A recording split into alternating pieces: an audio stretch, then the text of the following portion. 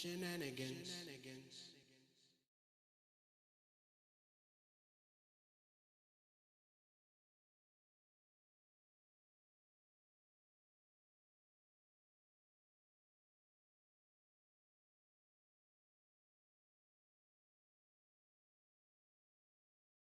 Truth, lies, shenanigans. Truth, lies, shenanigans. Truth, lies, shenanigans. Truth, lies, shenanigans. Truth, lies, shenanigans. Truth, lies, shenanigans. Truth, lies, shenanigans. Truth, lies, shenanigans. Truth, lies, shenanigans.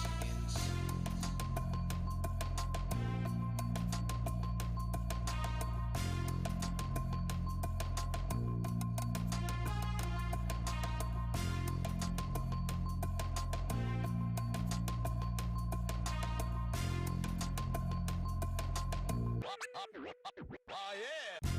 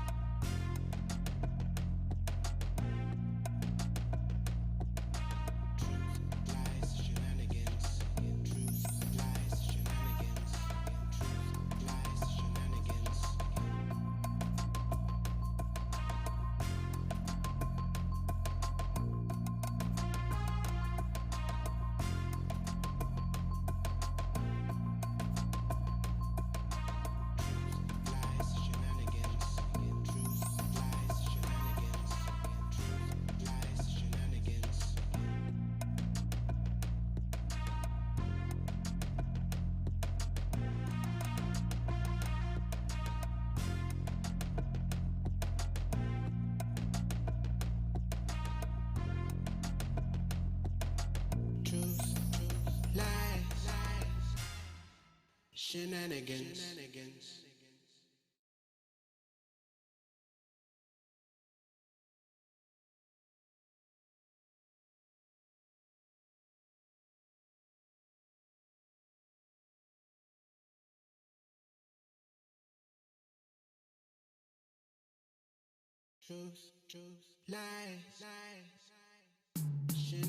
Truth, lies, shenanigans.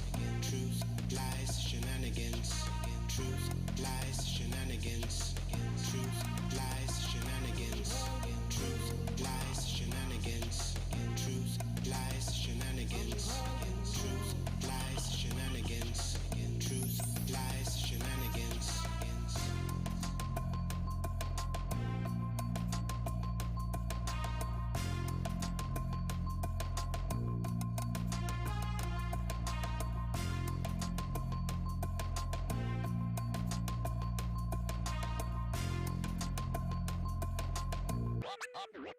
Oh yeah!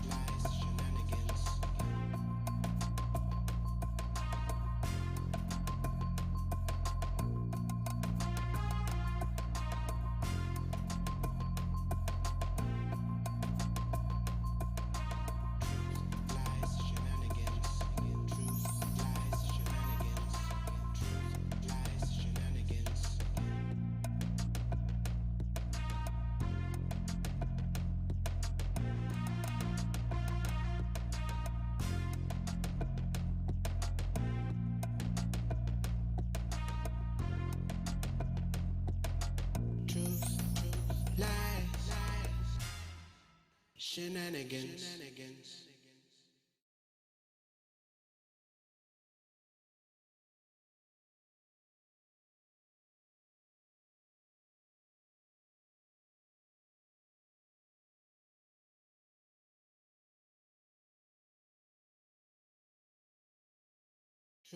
Truth, lies,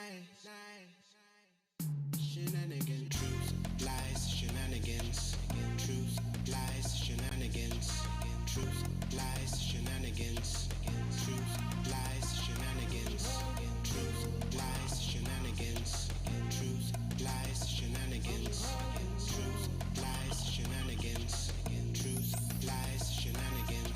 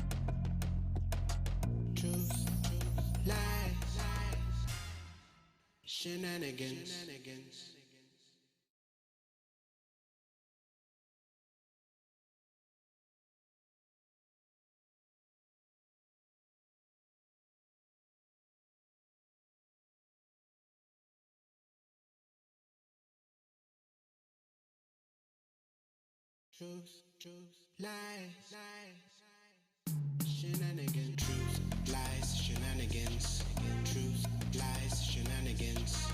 Truth, lies, shenanigans. Truth, lies, shenanigans. Truth, lies, shenanigans. Truth, lies, shenanigans. Truth, lies, shenanigans. Truth, lies, shenanigans. Truth, lies, shenanigans.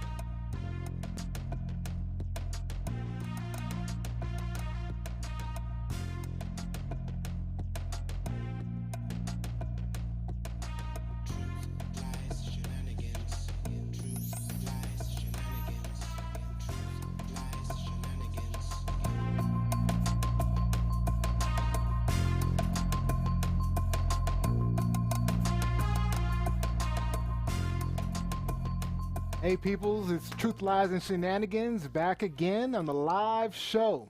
My name is Neo. I'll be your guide through all the shenanigans today. And my co-host for today's show, our lone female tonight, Miss Lizzie. Whoop, whoop, spirit fingers. Happy hump day, everyone. Hope y'all are humping and grinding safely out there. All right. And then the Shepherd Mustang, we have East. Welcome everybody. Hope you're staying cool. It's warm in DC. Stay cool out there. It's hot. It's hot. Yeah, hot. That's more accurate. And our literal rock star, Rob B. Welcome, Rob B. It's great to be here. Thanks, Liz. All right, on today's show, our host will be talking about why baseball is losing black fans. The U.S. is one step from martial law. An Alabama lawmaker flaunts his KKK ties. And of course, we'll talk about the Dr. Demon Sperm. All right, remember, our show is live just about everywhere: YouTube, Facebook, Periscope, and Twitter at TLS Live Show. As always, we love it. We love it when you join in the conversation. You can comment on any of our live feeds.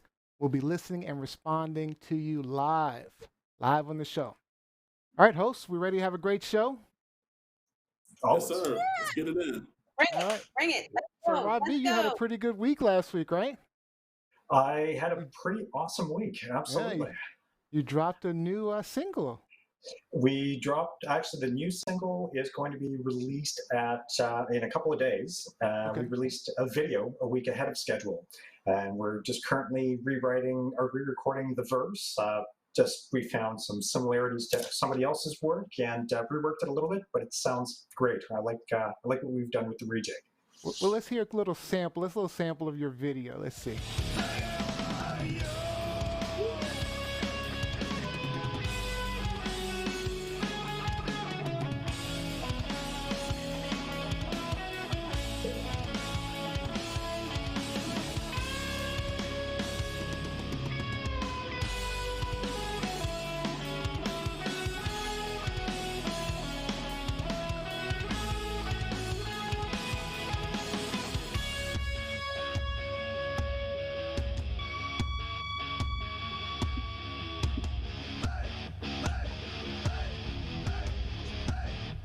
Look at you, Rob.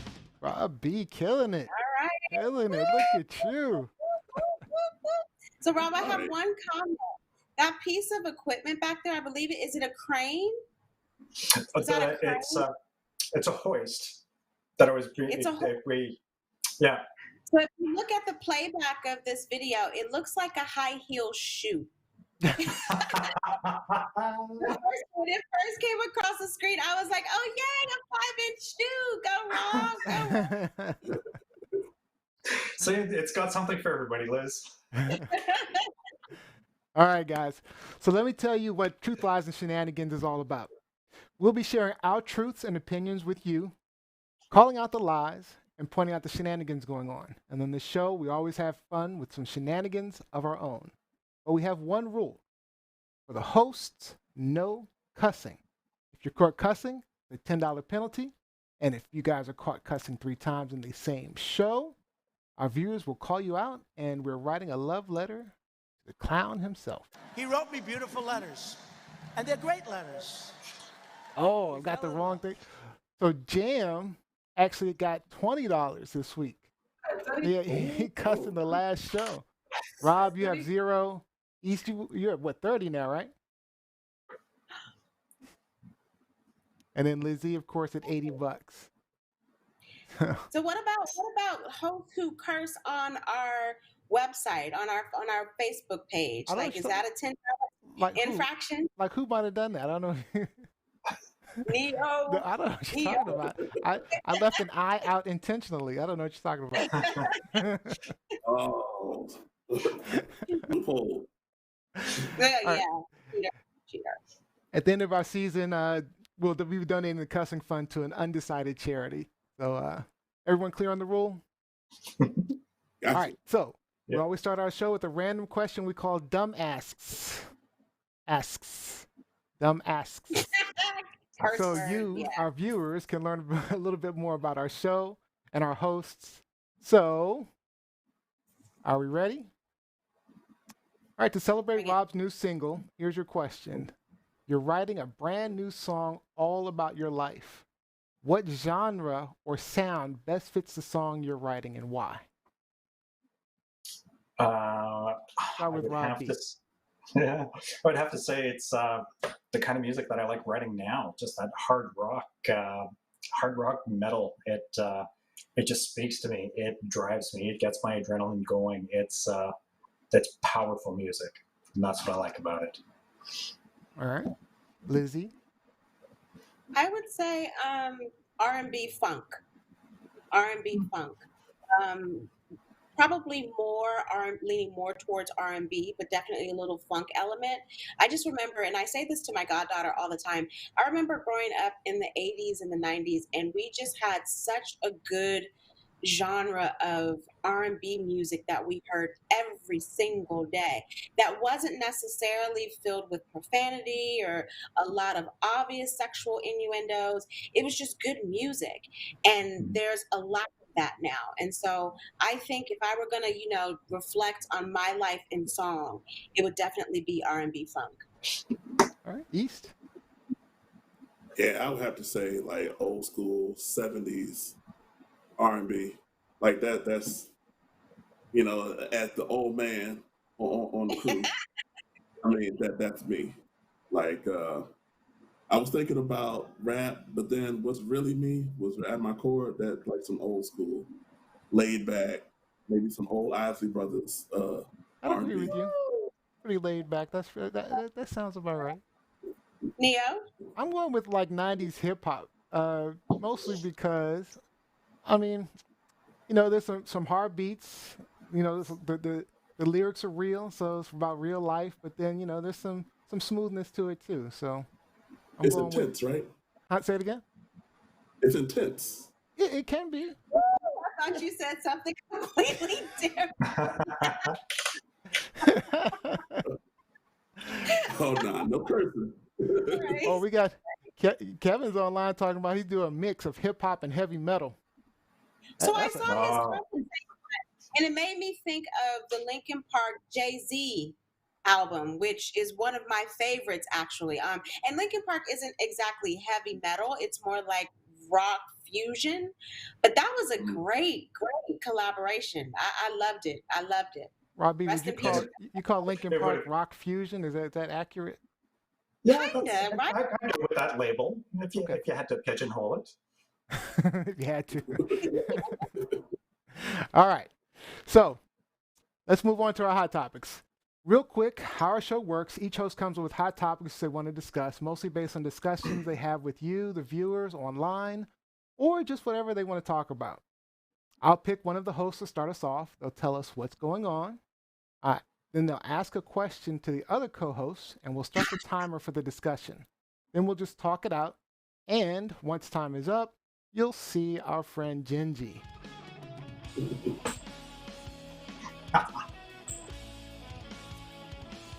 just doing his own thing tonight. Hey. Yeah. All right. And then we'll end the discussion and move on to the next host and talk about whatever they want. And remember, your comments and questions do help drive the conversation, so comment away. I see we have Axton already online. So Always represent. Let's start with East today. Is this a truth, lie, or shenanigans, sir? Oh, straight up shenanigans. Straight up shenanigans. All right. Straight up shenanigans. Straight up. All right. I was reading the paper online and came across this article about this state representative in Alabama named Will Dismukes, 30 years old, and he decided to do he decided to honor a Klan leader in Alabama on the same day that John Lewis was being honored. Of course, the now deceased state representative from Atlanta who was born in Alabama. So, and he gave the reason that he didn't know, he thought it wasn't going to be a big deal. He went to celebrate the Klan leader whose name is Nathan Bedford Forrest. Nathan Forrest, quick lesson, he's a Confederate general. Most notably, he's known for what's called the massacre at Fort Pillow in Kentucky, where he slaughtered over 300 Union soldiers, mostly black. Later in life, however, he disavowed the Klan and tried to remove himself far from it. So he actually turned his back on his supporters twice. He turned his back on the Union when he joined the Confederacy, and then he turned his back on his fellow Klan members when he disavowed any membership in the Klan. So my question is, and I don't know if Neil, you want to roll the clip from? Oh yeah, let's roll that clip. I got you. To be 100% honest with you, when I made the post, I wasn't even thinking about that connection. And hey, that's on me. I guess with the anti-Southern sentiment and all that, and the things that we have going on in the world today. There's a lot of people that are seeming to be more and more offended. We no longer drink from separate water fountains. We no longer have segregated schools. Really? There's abundant work opportunities for all colors. When I go to the State House, I'm there to focus on the state of Alabama and District 88. It has nothing to do with my heritage or my past. Seriously. I mean, there's so much there that there's a lot to chew on there. But the first thing I want to get to is, first of all, before I ask my question, there's no anti-Southern sentiment. There's anti-racism, anti-Confederacy, symbols of hate. Nobody hates North Carolina just because they're below the Mason-Dixon line. Right. No. So let's just get that straight. But my question to the panel was, this Mutes is only 30. So it's not like he's 60 or he has these old views. He's only 30. He's a chaplain, by the way. So chew on that too. Here's that Christianity again. A man of the cloth, spouting racist issues. But how do we kind of filter out the racist thoughts in the younger generation? Because we kind of see it in the older generation that they might be setting their ways, but now this man is 30. He's married. He has I believe, a 2-year-old. You saw what I saw. Sorry. Yeah. Yeah. Okay. Sorry. Go ahead. So how do we address racism in the younger generation? But first, I gotta point out we were laughing. Now we saw Mike Winters. Well, thank you, Massa, for not beating us on Tuesdays no more. I mean, I would just jump in real quick. So when I heard the whole, I'll answer your question in a second, but the whole conversation about this Muke saying, we don't have, we're able to drink at water fountains finally, and we're not segregated schools, so everything's okay now, right? That's kind of ridiculous to me. But how do we change the youngins? I don't even know. I think we can only do what we can do is reach out. We can reach out as we, platforms like this. We keep speaking out on it. We keep talking about it. We bring light to it. But that's really the only way to change that generation. But I think that generation is going in a better direction in general because they're kind of leading the fight against the older generation. So I think there's some good coming out of this generation. But Lizzie, would you want to jump in? I don't know. One, to answer that question, obviously a lot of the younger generation, they're influenced by their parents, right? And so as long as their parents are continuing to push this false narrative that white America is at risk, white America is about to become the minority, white America is being shamed and persecuted and hated on in this country, then we do run the risk of having another younger generation growing up with a lot of hate. But like Neo said, I've seen tons of young people, non-Black young people, speaking out against this type of racist rhetoric. I think the most recent one that I saw that was very poignant and moving was a young girl who posted her video on YouTube, and she was arguing with her parents about BLM, about Black Lives Matter, arguing with her parents about whether or not she could ever date a Black guy, arguing with her parents about whether or not Black people are treated equally in this country. And she was very vehement and adamant in her beliefs, fighting against both her mom and her dad, who were just like, no, Black people are bad. When I saw this clip, and I saw it for the first time when East, presented this, to the group or what have you, when I saw this clip, I just shook my head, and I'm just like, I don't know how to respond to this from someone that's so young. Like you said, he's 30. So I don't believe there's really much changing to be done with this young man, especially when you had the opportunity to honor John Lewis. And you decided that you didn't think it would be that big of a deal if you chose to honor a former Klansman at the time. Like, I don't know if there's anything I can do with that, bruh. Like, I just... Let's get Rob. I don't. Yeah, I don't. I agree with Liz in that it's going to be through dialogue with this next generation that's challenging a lot of these ideas. And generally, it's the passage of time that where old ideas go to die. The fact that he's pulling up, we're going to the same schools, job opportunities. Okay, so you're talking wins from 70 years ago? What? That was the narrative then. It's for a 30-year-old. He's a white evangelical poster child. He would be just a marketing genius's wet dream if he wanted to push white Christianity. And just the fact that someone who's 30 years old cannot make that connection, that merely showing up, if you are a state representative, if you are a lawmaker and you choose to associate yourself with hate organizations, how do you have the capacity to enact good laws for the well-being of all of your citizens? It's shameful, absolutely shameful that he cannot make that connection. It's a cognitive dissonance, 100%. That's where his beliefs and what he knows to be true are in conflict, and he's just falling back on what he believes. Yeah. And it's also very poignant to point out that, a lot of times when people come out and make these statements, they try to play victim.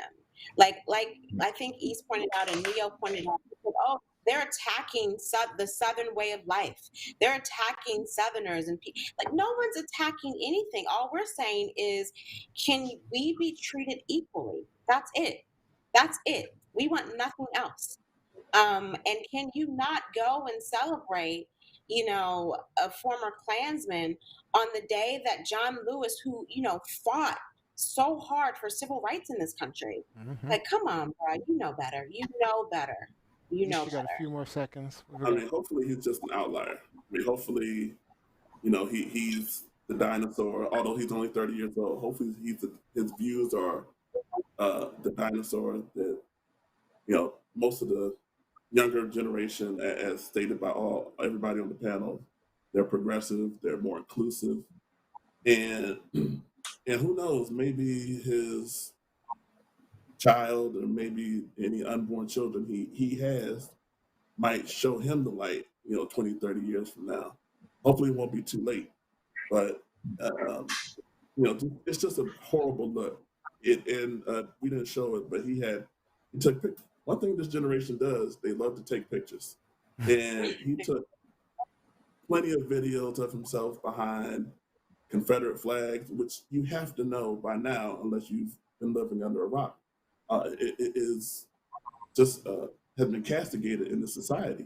So to be photographed with numerous Confederate flags on the day that one of the most favorite sons of Alabama was being honored, it's a tragedy. And to say that he played the victim, just like that he said, and said, "Oh, why am I being criticized? Oh, woe is me, woe is me." Nah, you don't have time for that anymore. Well, there's a few comments online. So we got Kevin says he's a double trader. He says he thinks it was a stunt just to get Trump's attention. It's kind of worked, I guess. And then Mike Winter says they are just as ignorant as the previous generation before them because the curriculum hasn't changed in schools. They don't understand what systematic racism is because it doesn't affect them and it isn't taught in their schools. Can I just add one quick point about Kevin's comment about Trump? So I agree with that 100% because remember, Trump made the statement this week that he would. So John Lewis was lying in state here in Washington, D.C. And Trump made it a point to say, no, I'm not going to pay my respects. So that just goes to show you how it starts from the top and trickles down. And Trump is giving these people the idea that your feelings about race in this country are okay. Right. It's okay if you don't honor John Lewis. It's okay if you go and honor the Klansmen instead. Right. All right, so let's move on to the next one. We've got Rob B. You're up next, buddy. Come on with it, Rob. Excellent.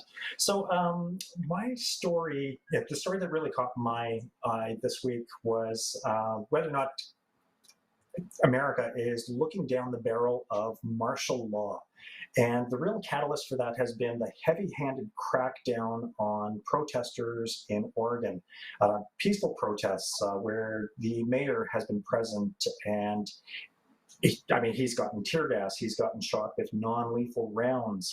Saw a journalist take a round in the eye, and his narrative was that he was completely covered, and he was ducking behind cover. And as the enforcers started making their way towards him, as soon as he exposed anything that was vulnerable, they shot him in the eye. Wow. So they're not trying to suppress or quell peacefully. This is an all-out attack on the citizenry, and it's very dangerous because the narrative from Trump is to maintain law and order. And when you declare war on ideology, you can never win. You can never win the war on drugs. You can never win the war on terror. What you can do is you can fund the systems that you want to support to fight this ideology. You can bring in the response that you want to fight against the anarchists. So my question to the panelists is, we're 60 some days into the protests in Portland. We're seeing protests arise in other key areas. State senators, mayors are stepping up and saying, we don't want federal intervention. We can take care of this ourselves. So how long is it before Trump just enacts martial law and he brings in the army? He brings in everybody to start quelling all of these peaceful protests. East? I think it's going to be something close to October, November. I was going to say the same. He wants desperately to stay president. That's his whole goal. To me, every decision he makes, what's driving it is a desire to be reelected.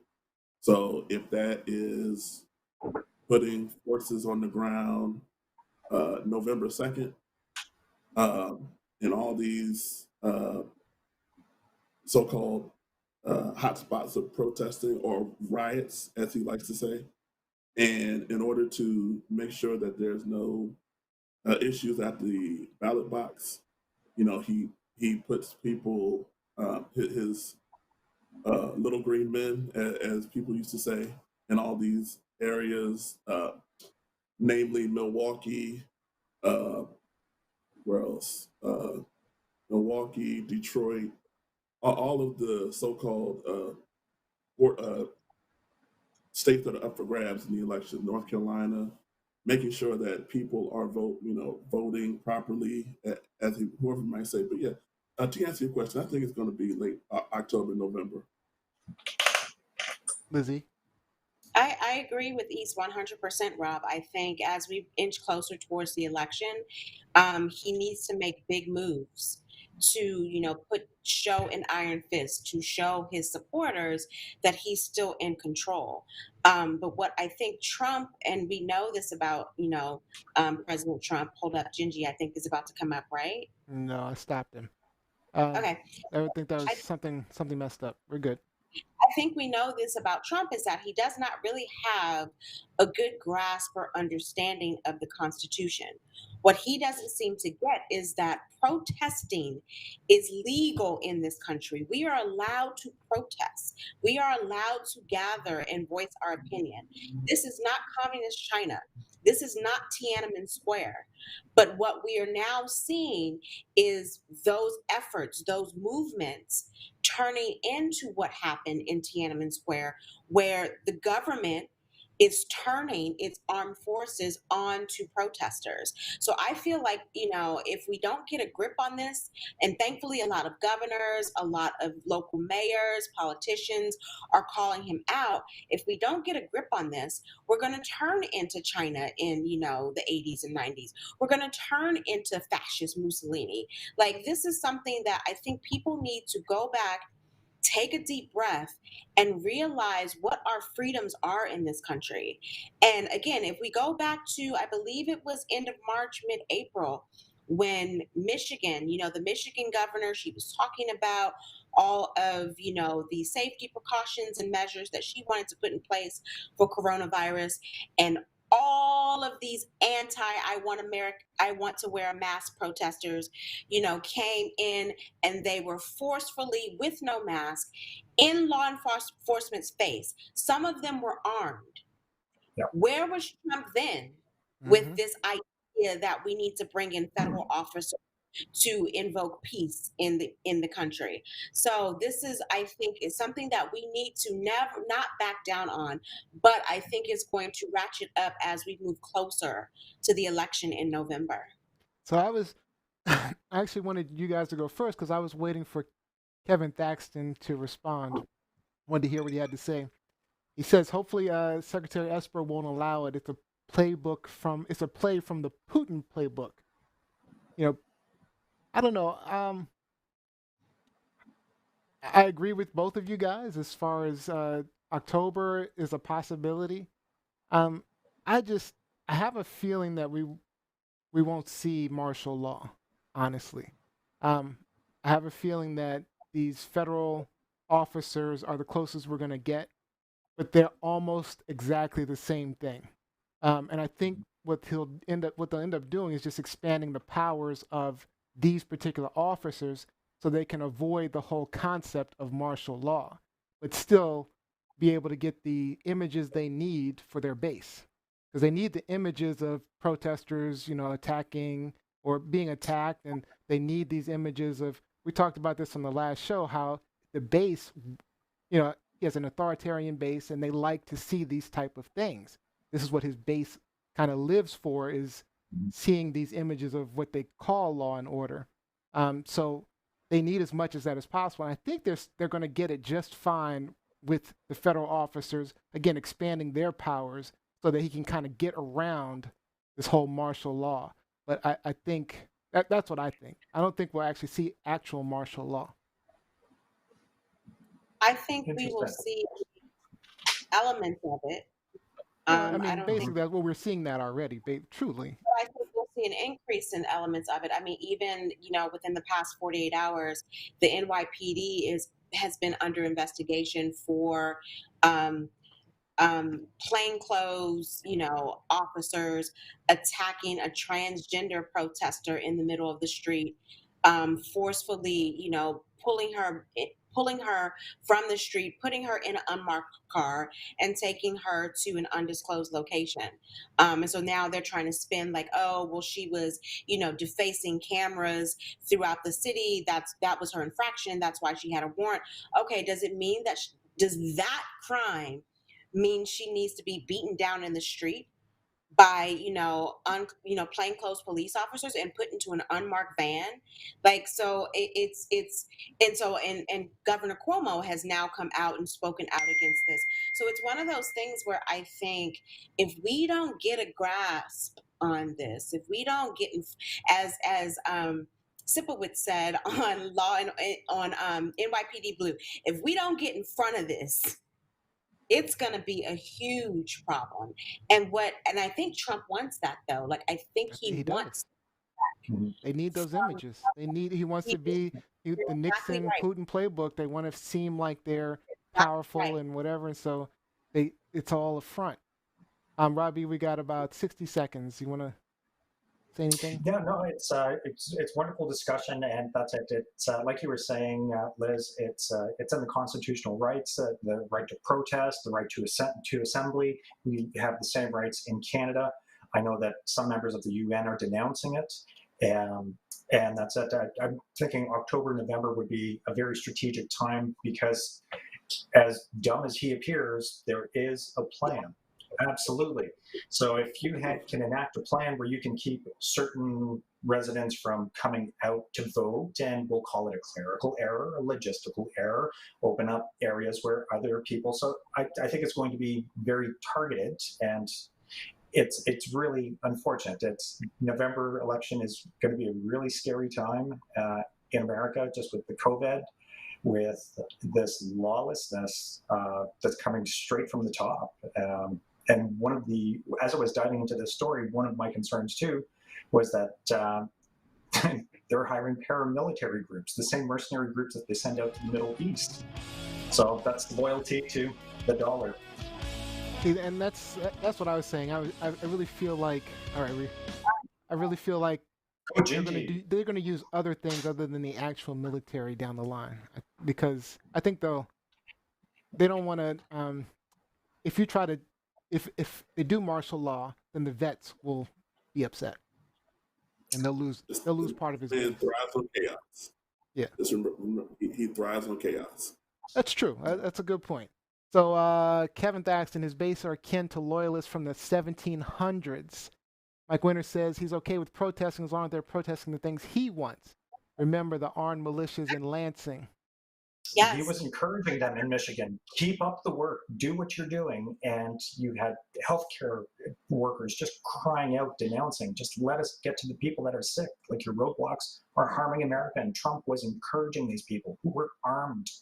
Disgusting. Liberate Michigan. That's what One last point. Remember Charlottesville from a couple of years ago, when you had the white supremacists come out and, basically overtake the University of Virginia, and a young lady died because a white supremacist drove through a crowd of protesters and she was run over and she was killed. And what did Trump say about that?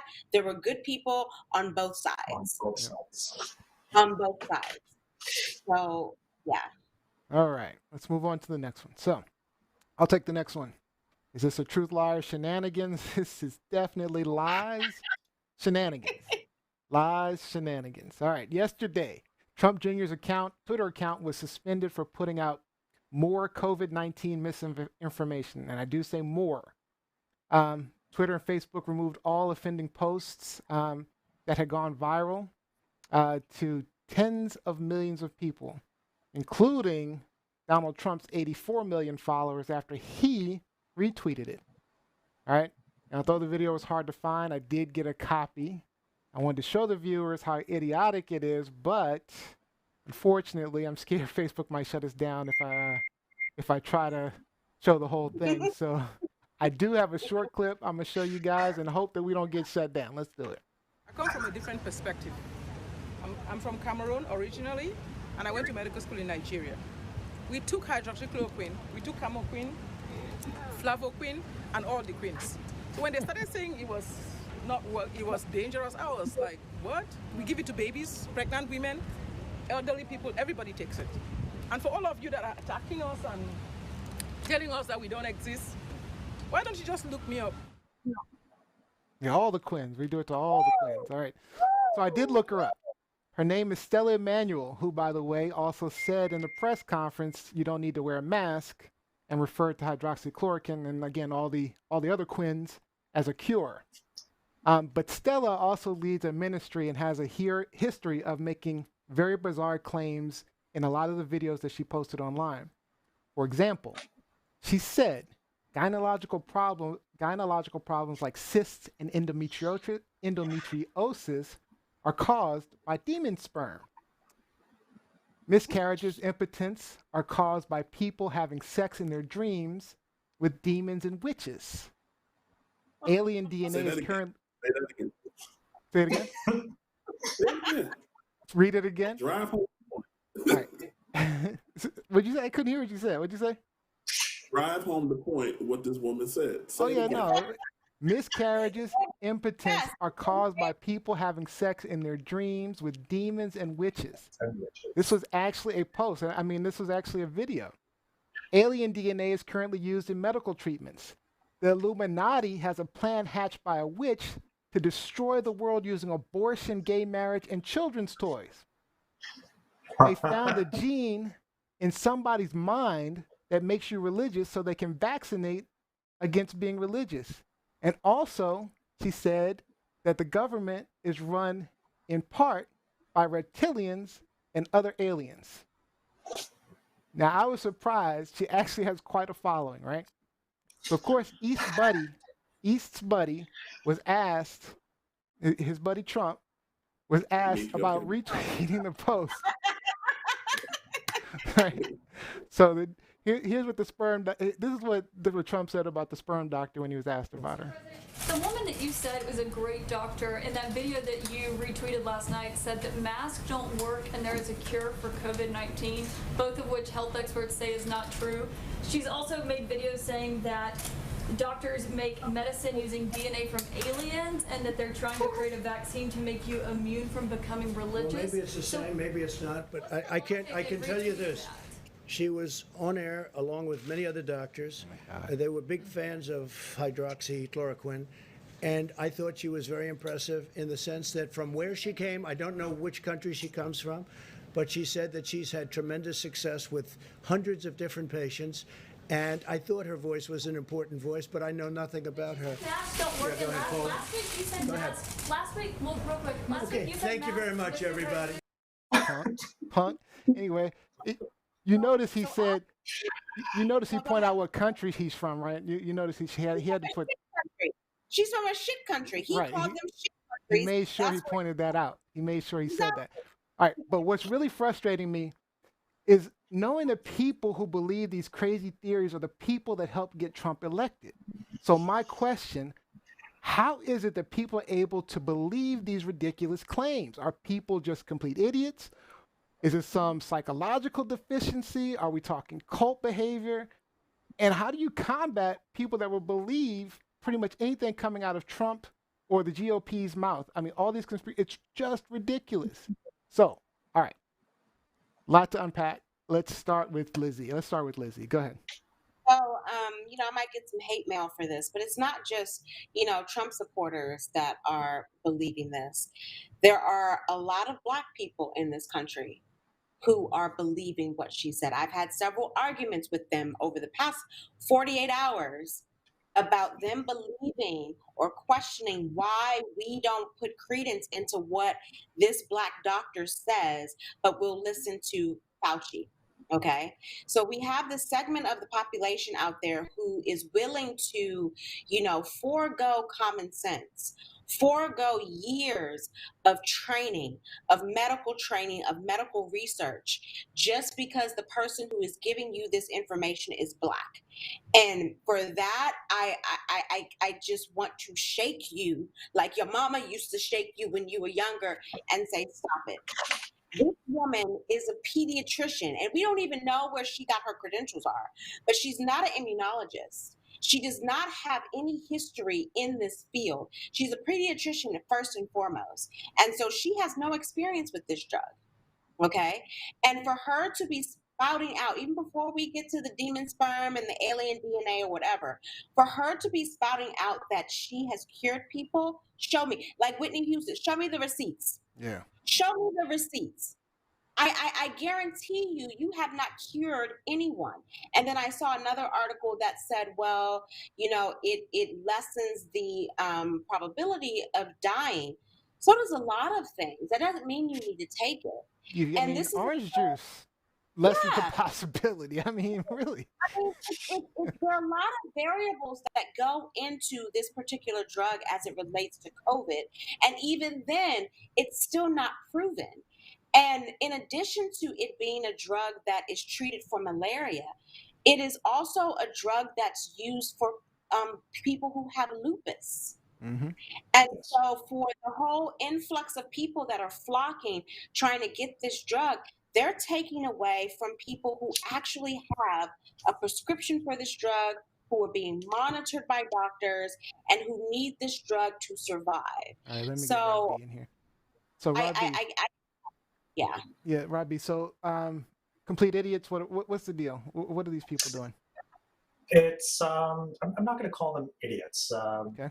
I mean, I definitely don't see eye to eye. I know. It's but at the end of the day, it's an inability to practice critical thinking, to be able to take new information that's presented and research it properly, to connect the dots so that you can really verify said information. There are too many people who have a medical degree from the University of Facebook and YouTube. They drive me absolutely bonkers.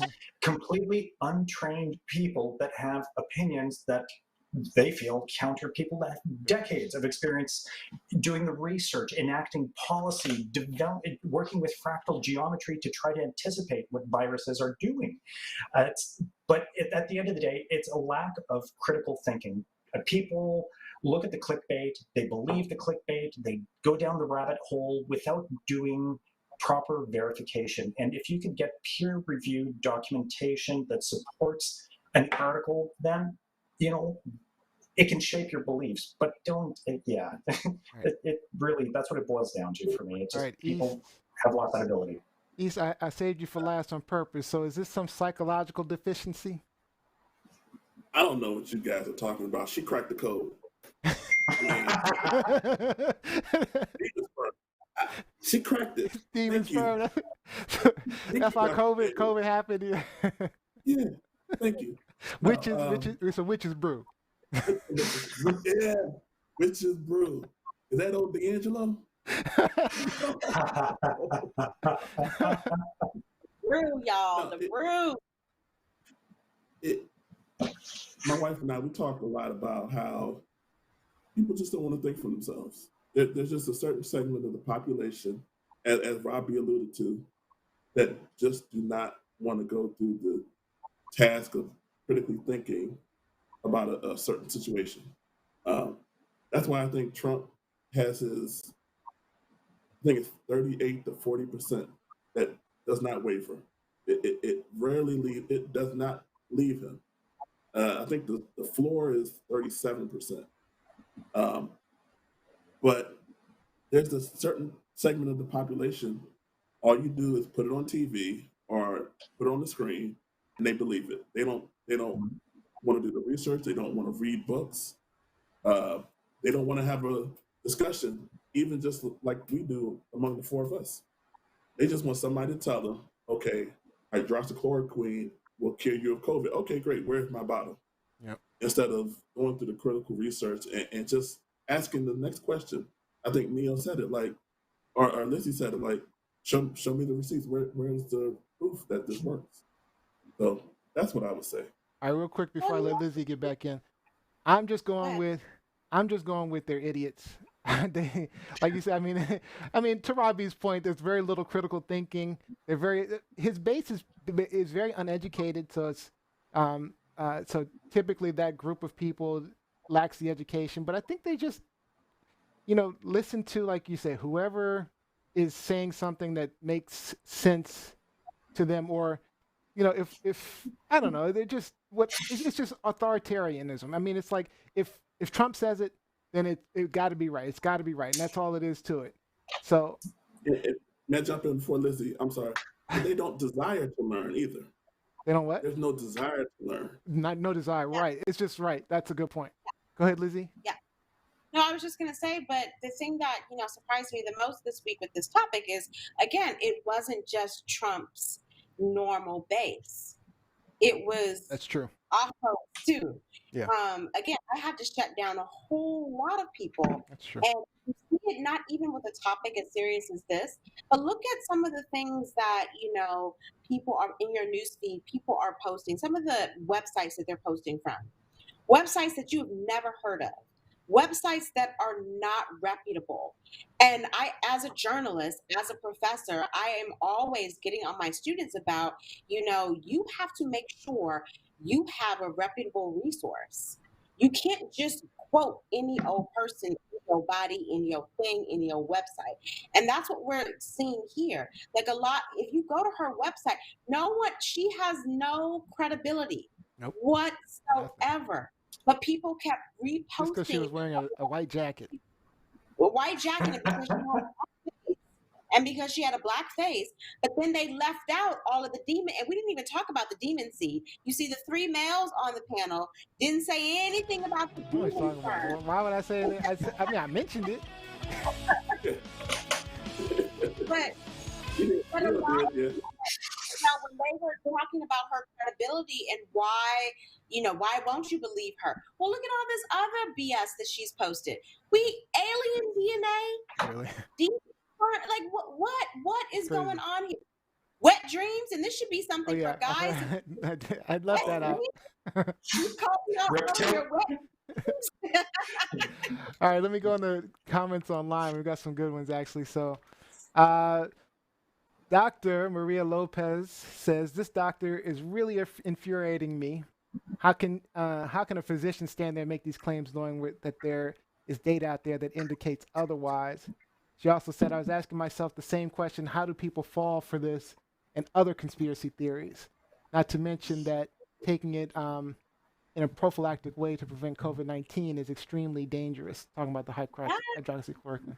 Good Um, point. let's see. Mike Winter says, "Why Alf got to be East Buddy?" You blame that on Lizzie. That's Lizzie who did that one. You called her his buddy last week. I gave you Biden because you gave him East.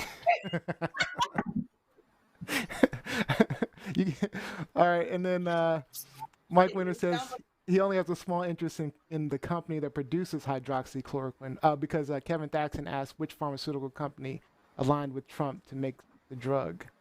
So, yeah, some great comments online as well.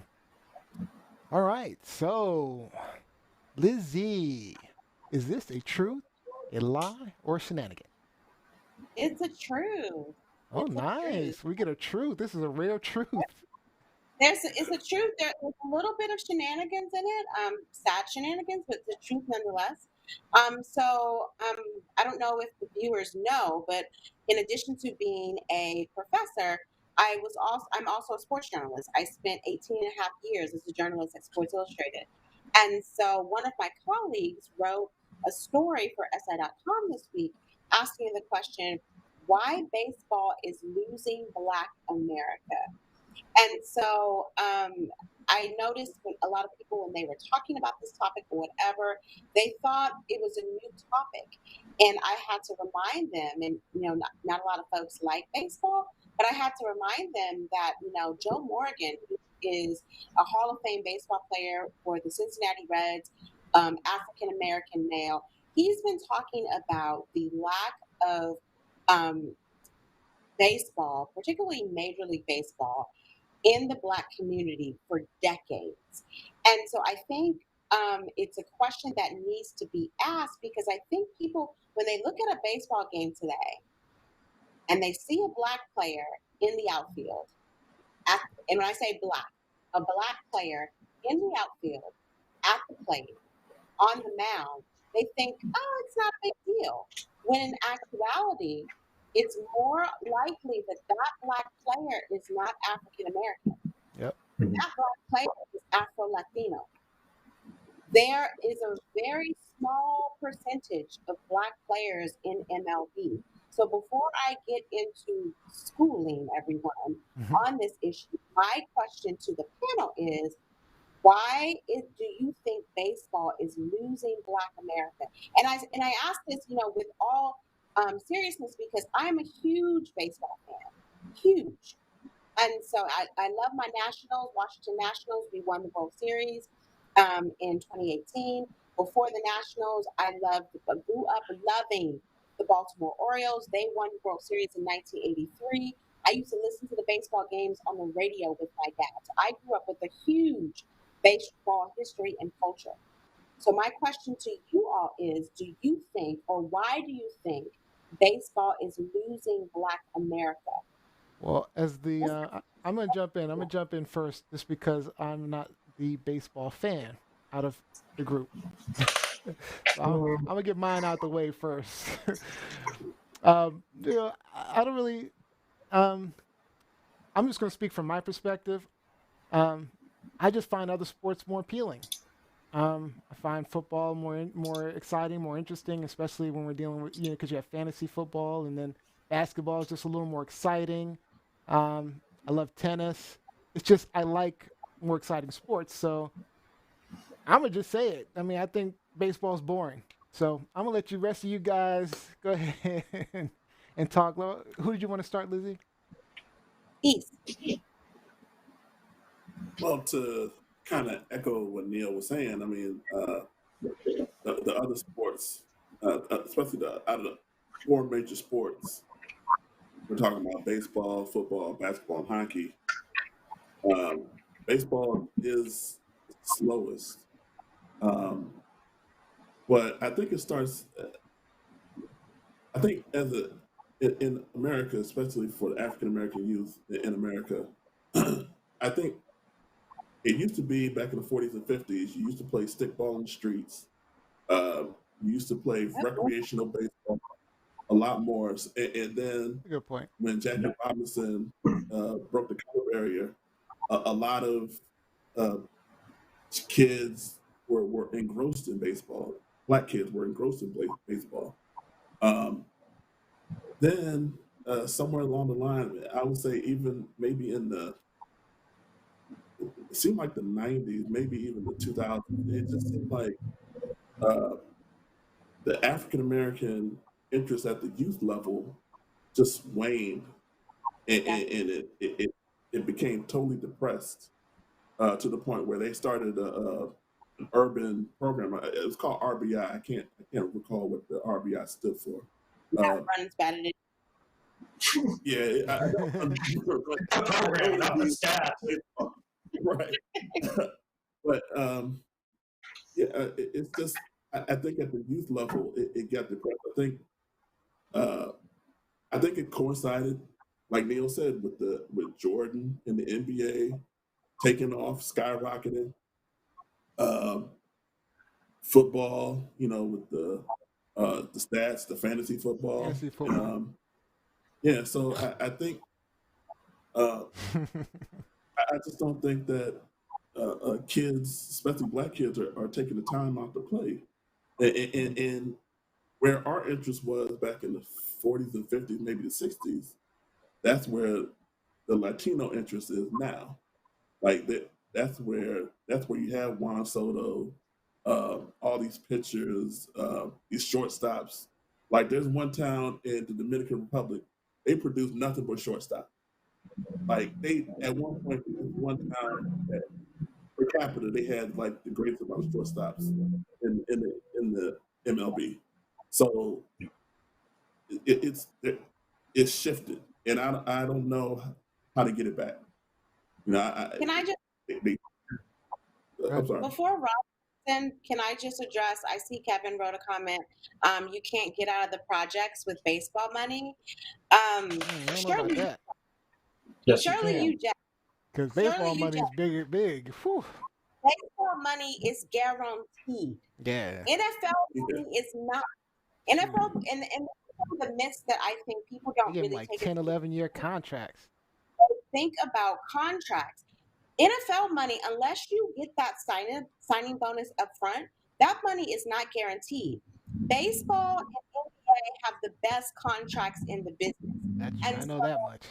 last week, when Mookie Betts, an African American player, re-signed or extended his contract with the Dodgers for 12 years, $365 million, 12. I did the happy dance because if you look at the top players who have the biggest contracts in baseball, that before Mookie, they weren't black. They were not African American. And so I was like, Mookie, get yours. Get yours. Hopefully other players will start to follow. So again, I mean, if you're talking about the money, the monetary side of it, baseball, MLB is going to get you out of the projects. Mm-hmm. Rob? Mm-hmm.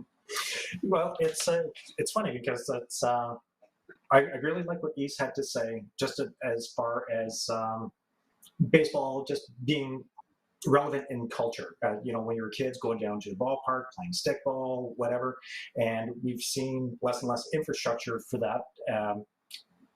And I mean, I was a baseball fan, not so much up until the 90s. And then the sport just kind of got a little bit slow for me. But what I think is really interesting too, as I've been thinking about it, is the cultural representation. Which entertainers and celebrities are associating themselves with the sports? Who do you see on the baselines at the basketball games versus who are you seeing at the basketball games? Which celebrities are really promoting these sports? I know Snoop just adores sports of all kinds, but who is showing up that's relevant in Black culture that's making the youth kind of go, hey, Jay-Z's there. I want to be there. I want to be that guy. So I don't know if it's just a distancing from baseball from, some celebrities are into it, but it doesn't have the draw power that the basketball games have. A couple of hours versus an afternoon, well, these are busy people. Right. But whose fault is that? Whose fault is that? These are personal preferences. What these people do with their money, whatever they want to show up for, it's whether or not you're into the game of baseball. I also argue, though, and I do agree with you, it's a personal preference, but I also argue that it's the responsibility of the league. Like, the league 100%. is not in Black communities the way that I believe that it should. The way I believe, like, when East was talking about, back in the day when, people were playing stickball and they had something to aspire to, and the league was putting money and, coaches and teams and recruiting in Black communities. Now that's all gone to Latin America. And one of the reasons why it's easier to exploit the Latin American player who may not speak English, who may sign for a lesser amount originally, and who doesn't require a lot of what the American player would require or would demand. So I put a lot of the emphasis on the league. Love this song.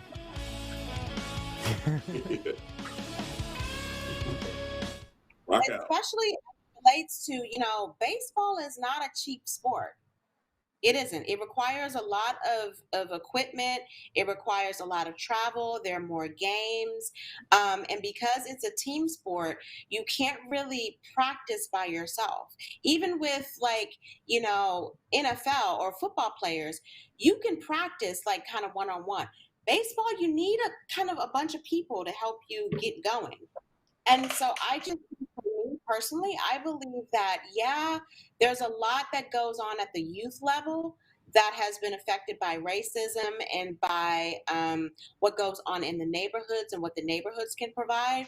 But also, I think MLB has taken a step back, and it's been like, okay, well, on the field, it looks like we got a bunch of Black players, even though they are African American. And I'm not saying even though they're not African American, I'm not saying that Latino players aren't Black, but there is a difference between an African American player and an Afro Latino player. But it's easier for them to put money into the DR, into Cuba, into Venezuela, into Panama, versus going into communities in this country and trying to foster that system. So we've got some comments online that are very similar. So we have Candace Winston saying there's very little investment in baseball in the youth level in Black communities. There's also a thinking game, and racists tend to not believe that Black kids are capable. Also, travel teams are very expensive, and those kids have played as long as they have been walking. Baseball does not draw the crowds at the youth level in Black communities. And I want to say Candace is someone who is another one of our classmates from Wilson, and her sons are heavily into baseball. Her sons have been playing youth baseball for years. So she's very familiar with this topic and how it has affected her children in her community. Yep. And actually, hockey has made some investments into Black culture, because I know that the Caps, they have a team, I think, at Fort DuPont that they sponsor. And actually, the Nationals do have a field over by that area also. So credit to at least the local team. I was going to say the Nationals have been a little bit different here, because I remember going to the Nationals parade, World Series parade, because we won the World Series in 2019, in case y'all didn't know. Going to the World Series parade and seeing a lot of local youth groups participate in the parade. A lot of minority players.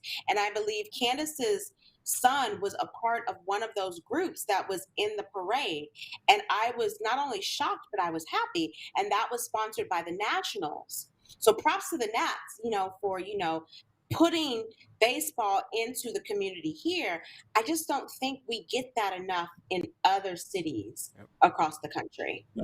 Now, I'd be interested to see when MLB supposedly enacts all these policies to speed up the game, if that makes any inroads with the African American community, because like Neil said, I was about to say, how you putting a black spin on that?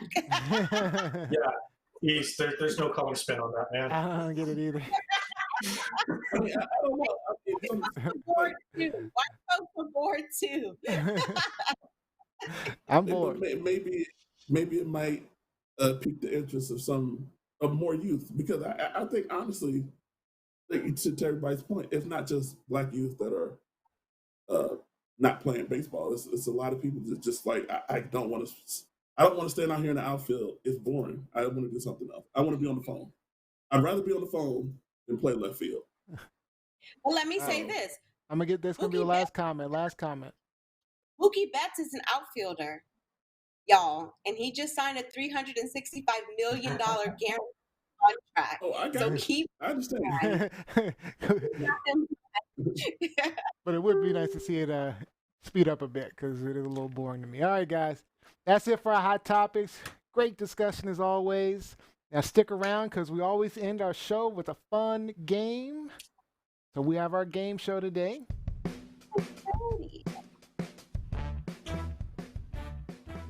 Today's game is Never Have I Ever.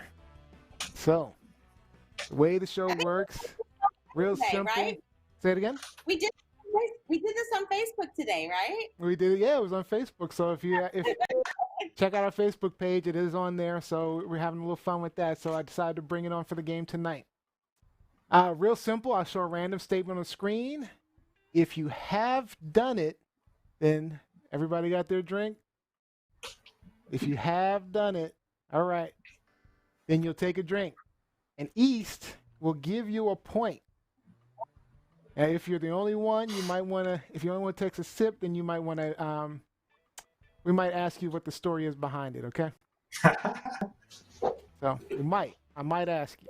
All right, so be ready. East, you got the scoreboard ready? There it is. Looks like it's ready. All right, so this is an example. Never have I ever ridden in a helicopter. So I would be drinking, but this is just an example. So are we all set? No, hold on for just a second. Okay. I was going to say, for the sake of the scoreboard, I can be Z. You want to be Jam? Good one, Rob.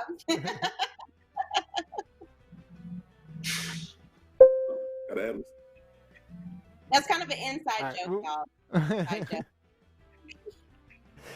All right, we're going to go ahead and start, East. Good. All right. So, never have I ever been put to sleep by an anesthetic. So what are we doing? So if you have done it, you're taking a drink. All right. All right. Ooh, Rob.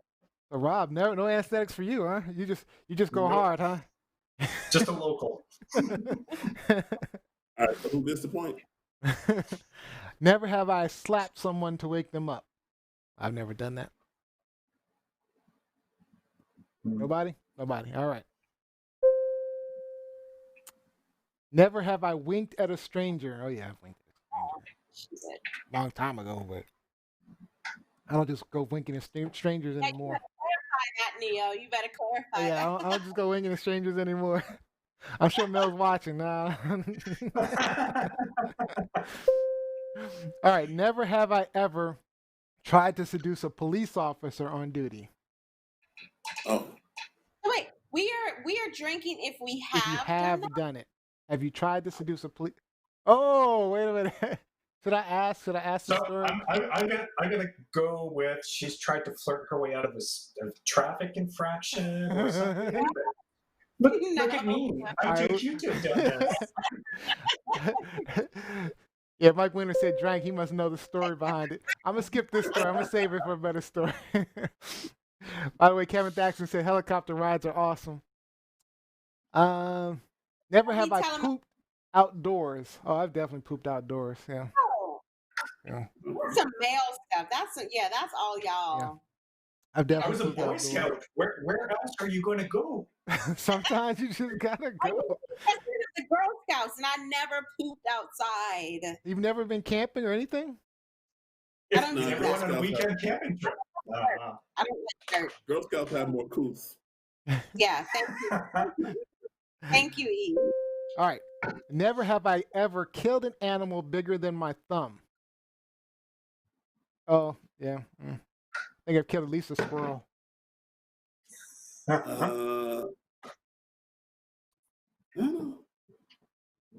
don't know. I'm not going to take one. Okay. All right, so who drank? Well, it's everybody but you. Okay. Yep. All right, we're going to go to 5, so Rob might take them. I don't know what I have. Okay, 2. Are you ready? All right. Well, we're skipping that one. I don't like that one. All right. Never have I ever smashed someone's head on the floor. I've never done that. On the floor. No. Oh, You know what? No. Oh, 2 of you guys. I should have gotten Lizzie's story. High school wrestling, baby. I've absolutely smashed Rob people's and heads on the Lizzie. floor. Oh, high wrestling, huh? Bar fight. Really? A bar fight, Lizzie? Bar fight. All right, let's do one more. I just want to do one more because I want to do one more. This is fun. All right. Never have I ever slept under the stars. Oh, I've definitely slept under the stars. Oh, that's definitely. Oh, yeah. Oh, okay, we're going to do one more now. All right. Oh, never have I ever put on women's or men's clothing. We're just going to go opposite. But I've never. Oh, I have actually. There's pictures. Halloween, baby. There's Halloween. I used to wear in college when it was cool. I used to wear Tommy Hilfiger boxer briefs. All right, so that's it. We're done. So Rob B, you're the winner, big winner. Good job, buddy. Good job. He never lets me win. Let you win. That's funny. Come on, Rob. Just keeping relations good with Canada, right? Yeah, you know, Canada. Go Canada. All right. So before we close out, we got to get some shout outs in. Let's get some shout outs.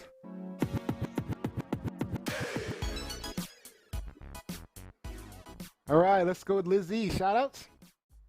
Shout out to Mike Winter, to all of our fellow Wilson Tigers who continue to support us and, tune in. Also, shout out to my girl, Mel. She is at home. She's a mother with 4 kids, and she still tunes in. So shout out to her. Love you, girl. Rob B, shout outs? Another shout out to my bandmates, Dustin and Luke. All in machine. Thank you so much for featuring the song. That's awesome. Shout out to my loving wife who supports me through all of this and all the love and support that I get from my family and friends. And of course, everyone that tunes in. Thanks, man. All right. East, shout outs? Shout out to my wife and my kids for staying calm this week, minimizing the noise. I really appreciate it. And as Robbie said, thanks for all the support and the viewers out there. Thank you very much. All right. So viewers, Kevin, it was great talking to you as always. Mike, Chris was here, and then we had Maria Lopez. Some great interaction online, good stuff. And I have a special shout out to Rob Smith, my brother-in-law's brother, who I think is still my brother-in-law. But we'll go with that. Ooh, look at that. The TLS t-shirt. What? Yeah, he made it for me, so yep. Oh, that's nice. Yeah. So yeah, surprised me with it. So we got a TLS t-shirt. So awesome. All right. That's real nice. I just want to go ahead. Answer Kevin's question real quick. Is Liz E gonna win? No, because he cheats. Rob beat you out this time. You can blame Rob. Don't blame me. All right. So that's our show for tonight. I'd like to thank you guys for joining us. We hope you had a good time, maybe gained a new perspective. Don't forget, like, follow, subscribe at TLS Live Show, www.tlsliveshow, and share us if you enjoyed the show. Follow us on Twitter. Yeah, Twitter. We're trying to build that Twitter page, so get us on Twitter. If you've done us on Facebook, do us on Twitter. Facebook page, Liz is always our moderator, so great stuff happening there. Always great discussions. On Sunday, 4 p.m., We won't have the normal show, but we'll have a special show. It'll be a Truth, Lies, and Shenanigans one-on-one with Z and Jam. Again, 4 p.m. Sunday. Then we'll return with our full show next Wednesday at 8 p.m. So, our winner for tonight, Rob B., you get the final thought for the show. I'm through, Rob. All right, Rob. The final thought? Yep. Blame Canada. Blame Canada. Blame Canada. All right. All right, guys. Have a good night. We'll see you next time.